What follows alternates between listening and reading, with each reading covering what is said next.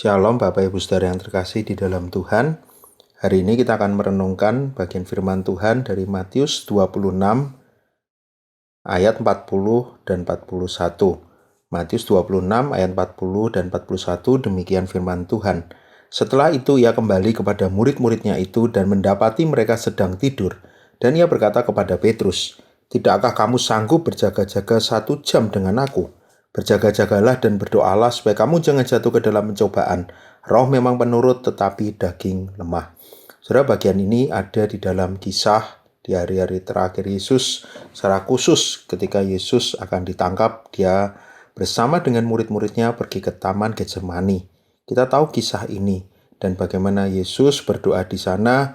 Secara khusus Yesus membawa Petrus, Yohanes, dan Yakobus. Saudara, bagian ini menarik karena kita juga tahu bagaimana akhirnya 3 kali juga Yesus menemui murid-muridnya dan menemukan mereka sedang tertidur. Secara khusus bacaan yang sudah kita baca tadi berbicara tentang perenungan bagaimana ketika pertama kali murid-muridnya itu tertidur dan Yesus menemui mereka. Setelah itu ia kembali kepada murid-muridnya setelah Yesus berdoa. Dikatakan secara khusus di situ, dan ia berkata kepada Petrus, "Tidakkah kamu sanggup berjaga-jaga 1 jam dengan aku?" Saudara, bagian ini menjadi satu bagian yang menarik. Bagaimana kita tahu nantinya Petrus akan dipakai Tuhan dengan begitu luar biasa. Di gereja mula-mula ketika setelah Pentakosta, Petrus bahkan berkhotbah dan ada ribuan orang bertobat. Tapi bagian ini menunjukkan siapa Petrus, dan itulah realita manusia. Di dalam kelemahannya, di dalam keberdosaan kita, Yesus mau mengajarkan sesuatu kepada Petrus yang mungkin akan membuat Petrus terus teringat bagaimana dia harus selalu berjaga-jaga, bagaimana dia harus selalu berdoa. Yesus katakan supaya kamu jangan jatuh dalam pencobaan. Roh memang menurut, tetapi daging lemah. Satu bagian yang tentu Petrus akan terus ingat. Dia manusia biasa yang bisa mengalami kegagalan. Dia manusia biasa yang mungkin juga menghadapi banyak tantangan, banyak godaan. Bahkan kita tahu bagaimana dia juga nantinya akan menyangkal Yesus. Tetapi bagian ini juga yang tentu juga menguatkan dia. Bagaimana Yesus mempersiapkan dia dengan sangat baik untuk nantinya menjadi pemimpin jemaat, untuk nantinya menjadi murid yang bisa membuat lebih banyak orang datang kepada Kristus. Satu bagian yang tentu dia harus ingat, memang kamu lemah dan terbatas.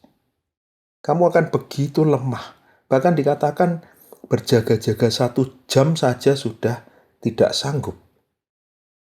Tapi itulah keadaanmu sebagai manusia, itulah keadaan kita sebagai manusia. Tapi nasihat yang diberikan kepada Petrus menjadi nasihat yang juga berlaku bagi kita saat ini. Berjaga-jagalah dan berdoalah, supaya kamu jangan jatuh ke dalam pencobaan. Di dalam tantangan kehidupan kita tentu ada banyak pencobaan demi pencobaan yang harus kita hadapi. Kita lemah sama seperti Petrus.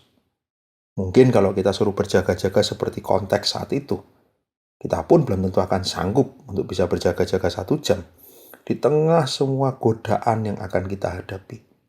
Karena kita ini memang ada di dalam daging yang lemah itu.